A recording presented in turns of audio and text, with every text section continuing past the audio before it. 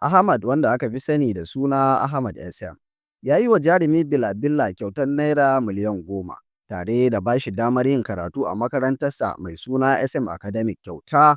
Domin kuwa Ahmad SM ya ɗauki jarumi Billah a matsayin sabon ambasado ɗin kamfaninsa, wato mai yi masa tallace-tallace na kamfaninsa mai suna SM Trading Academic da ke jihar Kano, inda yanzu jarumi Billah ya zama shine sabon mai yi masa tallace-tallacen.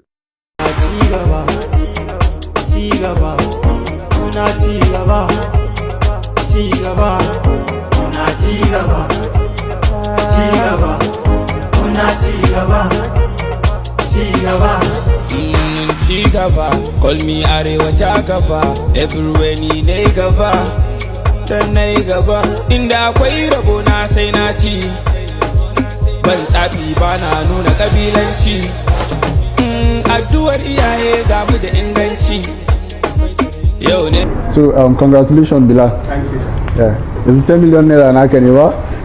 So Billah shi ne sabon ambassador ɗinmu na XM Trading Academy Kano branch.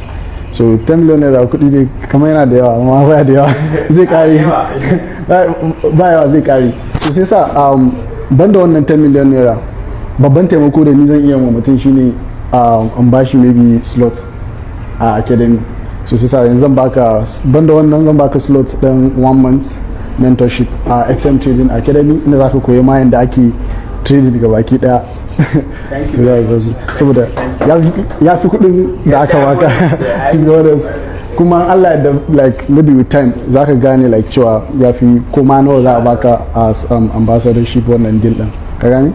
So congratulations once again. Thank you very much.